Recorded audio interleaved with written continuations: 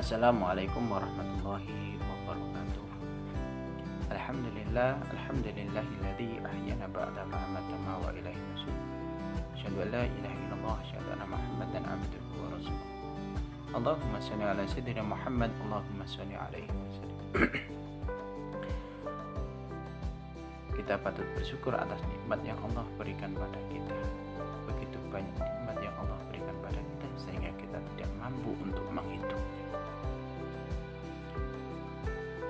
Dengan ucapan alhamdulillah, Allah masih memberi kita kesempatan hidup, Allah masih memberi kesempatan kita bisa melihat, dan Allah memberikan kita kesehatan. Maka kita bersyukur dengan cara meningkatkan kualitas ibadah kita, lebih sungguh-sungguh dalam belajar, lebih sungguh-sungguh dalam meraih apa yang kita ingin, yang dicita-citakan orang tua kita. Mungkin kalau kalian yang tahfidz lebih semangat untuk menghafalkan Al-Quran, yang reguler juga semangat untuk menyelesaikan targetnya. Karena itu bentuk syukur kita kepada Allah yang Allah memberikan kita banyak nikmat. Salawat serta salam kita haturkan kepada baginda Rasul Nabiullah Nabi Muhammad sallallahu alaihi wasallam yang kita nantikan syafaatnya kelak di yaumul qiyamah. Dan semoga kelak kita betul-betul diakui menjadi umatnya. Biqauli Allahumma sholli ala sayyidina Muhammad, Allahumma sholli alaihi wasallam. Anak-anakku yang dirahmati Allah, semoga kalian di rumah dalam keadaan sehat, orang tua kalian juga sehat, diberi rezeki yang lapang, dijauhkan dari wabah, dan semoga wabah ini segera diangkat oleh Allah sehingga kita bisa berkumpul dan bermuajahah, bertatap muka langsung, belajar langsung di pondok kita. Sebelum kita melanjutkan pembahasan kita, pelajaran taklim kita baca suratul Fatihah. Semoga kita bisa mendapatkan manfaat dan barokah yang kita kaji. Wa li syafaat Rasulillah wa li hadhihi al-Fatihah.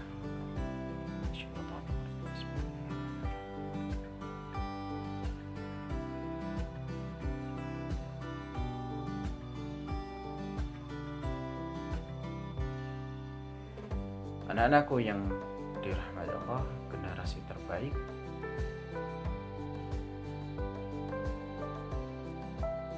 salah satu untuk memperoleh ilmu yang manfaat dan barakah itu ya bermuajah, kita hadir dalam majelis ilmu, kita hadir di dalam kelas, kita hadir mengikuti pelajaran, bertatap muka langsung. Akan tetapi karena ada kondisi yang kita belum bisa untuk bermuajah langsung, ketika ada informasi untuk melihat pelajaran di YouTube ataupun di Google Classroom, ya segera hadir tepat waktu. Kalau pelajaran sore, KPM sore itu dimulai jam 4, maka standby jam 4 sore sampai jam 5 melihat apa yang disuruh di dalam kelas tersebut. Kita hadir untuk mengikuti pelajaran. Insya Allah kita akan mendapatkan ilmu yang manfaat dan barokah, walaupun kita belum bisa bermuajah langsung. Semoga kita segera bisa bermuajah langsung. Anak-anakku yang dirahmati Allah, kita lanjutkan lagi pembahasan taklim kita. Pasal yang ketiga, yaitu tentang ikhtiyaril ilmi wal ustadi wasyariki wasabati alaihi, yaitu tentang memilih ilmu apa yang harus kita pelajari, guru, ya, memilih guru, teman, dan ketabahan menuntut ilmu. Harus sabar dalam menuntut ilmu itu. Sabar bukan berarti kita nggak mau ngapa-ngapain, tapi harus sabar. Itu ya kita harus berusaha bagaimana agar target-target yang kita inginkan itu bisa tercapai. Insyaallah itu termasuk orang yang sabar. Memilih ilmu, bagaimana cara kita untuk memilih ilmu? Ilmu apa yang harus kita pelajari? Kalau di pondok kita itu kan ada beberapa penjurusan, ada jurusan Muslim Scholar, MS, Entrepreneur, dan The Winner. Itu kan ada pilihan-pilihan. Ada yang tahfidz, ada yang reguler, ada yang DKDM dan yang lain. Banyak jurusan. Nah, ini memilih ilmu. Lihat bagaimana cara untuk memilih ilmu ataupun jurusan-jurusan yang kita inginkan. Maka di sini saya Zanuji menjelaskan kepada seorang pelajar bagaimana syarat-syarat ilmu yang dipilih. Syarat-syarat apa saja ilmu yang harus dipilih untuk bagi seorang pelajar itu. Bismillahirrahmanirrahim. Ya bunaya li talibil ilmi. Penting bagi pelajar ayahtaro min kulli ilmin ahsana. Pentingnya apa? Memilih dari tiap-tiap ilmu yang terbaik, ya. Memilih ilmu yang terbaik. Wa ma yahtaju ilaihi, dan ilmu yang menjadi kebutuhannya. Ilmu yang menjadi kebutuhannya, ilmu yang terbaik dan yang menjadi kebutuhannya. Kebutuhan fi amri dinihi, ya. Kebutuhannya itu adalah fi amri dinihi, dalam urusan agamanya. Dalam urusan agamanya. Oh, ilmu sahsiah. Berarti Muslim Scholar. Jadi seorang ulama agar bisa membimbing umat. Tapi fi amri ini ilmu-ilmu yang digunakan, ilmu-ilmu yang terbaik untuk agamanya. Kalau kemarin kita niatkan mencari ilmu itu lillahi ta'ala, untuk agamanya, itu agama Islam. Ilmu fikih kan itu, ilmu terkait tentang fikih, ilmu tentang syariat Islam kan itu. Ilmu tentang ilmu alat, berarti ilmu untuk membaca kitab, untuk memahami hadis, Al-Qur'an dan lain-lain. Ini penting, harus dipelajari, harus dipilih gitu. Pelajaran-pelajaran seperti itu malah jangan ada pelajaran hadis, ada pelajaran Al-Qur'an, jangan. Karena itu penting untuk agama. Aduh, pelajaran fikih, PAI, bikin pusing ya malah. Jangan malah dijamah kudunya lebih disenangi, lebih disukai, lebih dicintai. Ya. Apakah yang lain gak penting? Ya penting juga. Bahasa Inggris penting, matematika juga penting, IPA penting, semuanya penting. Tapi ada yang harus lebih dicintai, ya. Lebih disukai. Jadi ilmu yang benar, ilmu yang baik, yang diperuntukkan untuk fi amri dini, ya, yang dibutuhkan untuk agama.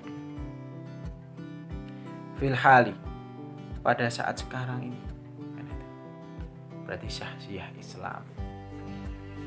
Ilmu tentang sahsiah Islam, tentang Islam, sahsiah Islam penting. Summa ma yahtaju ilahi fil ma'ali. Lalu ilmu yang dibutuhkan pada masa yang akan datang. Ilmu yang akan datang. Ilmu yang dibutuhkan saat sekarang ini apa, dan ilmu yang akan datang itu juga. Ilmu dalam dunia pekerjaan, entrepreneur. Bagaimana menjadi seorang pengusaha yang sukses. Bagaimana menjadi seorang yang ketika menjadi seorang pengusaha itu sesuai dengan aturan Allah, sesuai dengan syariat Allah. Bagaimana dengan ilmu tersebut agar kita itu sukses di dunia dan akhirat nanti. Itu ilmu yang sekarang dibutuhkan, ya tentang syariat. Wa yuqaddima ilmu tauhidi, dan ia mendahulukan ilmu tauhid. Dan seyogyanya bagi seorang pelajar itu mendahulukan ilmu tauhid, ilmu akidah. Ini penting. Akidahnya kalau kuat dan mantap, insya Allah nanti ilmu-ilmu yang lainnya itu akan lebih mantap lagi. Ya, ilmu tauhid yang harus didahulukan. Wa ya'rifallaha ta'ala, dan mengetahui Allah Subhanahu wa taala bidalili, dengan dalil. Makrifat nang Gusti Allah,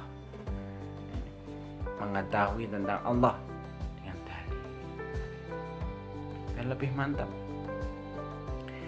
Fa inna imanal muqallidi, karena sesungguhnya iman orang yang bertaklid itu ikut-ikutan, melu-meluan. Kan itu. Muqallid ikut-ikutan, nggak punya pendirian. Muqallid itu berarti kan orang ikut-ikutan nggak punya pendirian ini. Bimbang akhirnya ya imannya seorang muqallid ini. Wa in kana sahihan indana, sekalipun dianggap sah menurut kita, lakin yakunu asiman bitarkil istidlali, hanya saja berdosa karena meninggalkan mencari dalil. Berdosa karena meninggalkan mencari dalil. Ikut-ikutan dalam kebaikan kan bagus, apa kalau bisa jangan sampai kita ikut-ikutan ketika beriman pada Allah itu cuma ikut-ikutan atau Islamnya keturunan. Tapi benar-benar dicari dalil. Kita tahu dasar, kita tahu dalil, maka kita akan mempunyai iman yang mantap, menjadi seorang muslim yang mantap. Wa yahtaral atiqa dunal muhdasani, dan hendaklah memilih ilmu yang lama atau klasik, bukan ilmu yang baru modern. Ilmu yang lama ya, ilmu yang klasik.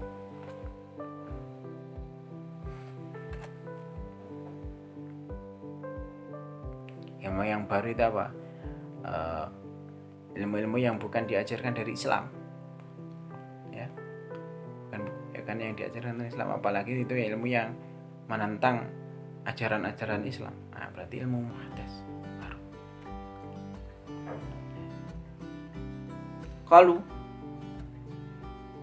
Qalu para ulama berkata, alaikum bil atiki wa iyyakum wal muhdasati, hendaklah kalian mempelajari ilmu yang lama dan jauhilah ilmu yang baru.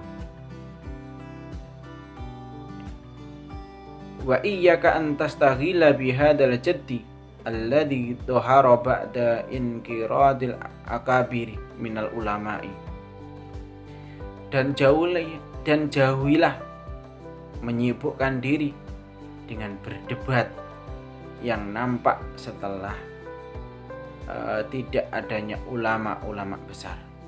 Nah, ini kan terjadi sekarang ya. Nah, ulama-ulama yang banyak yang wafat, banyak umat yang sekarang ini berdebat tentang kewajiban untuk menjalankan syariat-syariat Allah. Padahal para ulama-ulama itu sudah menjelaskan wajibnya untuk menerapkan hukum-hukum Allah secara kafah, untuk menerapkan syariat Allah, karena itu sudah wajib, sudah sepakat, karena banyak yang menentang. Ilmu ini penting untuk kita pelajari. Fa innahu yubaitu taliba anil fikhi, karena sesungguhnya hal itu menjauhkan para penuntut ilmu dari memahami ilmu fikih. Wa yudayyi'ul umura, serta menyia-nyiakan umur. Wa yurisul wahsyata wal adawata, dan dapat melahirkan keresahan dan permusuhan. Ya, keresahan dan permusuhan. Bagi seorang pelajar penting untuk memahami dan mempelajari ilmu syariat Allah, syariat Islam secara kafah, karena para ulama itu sudah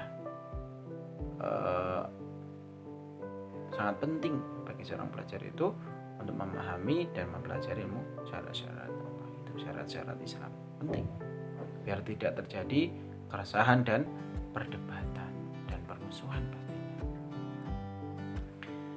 Wa huwa min asratis saati, dan juga hal itu termasuk dari tanda-tanda kiamat. Tanda-tanda kiamat juga. Wartifa'il ilmi wal fikhi, dan tanda terangkatnya ilmu dan fikih. Tanda terangkatnya ilmu dan fikih. Kada warada fil hadisi, demikianlah menurut di dalam hadis. Karena Kanjeng Nabi sendiri dan Muhammad SAW sudah memberikan tanda-tanda, salah satu tanda-tanda kiamat itu terangkatnya ilmu. Terangkatnya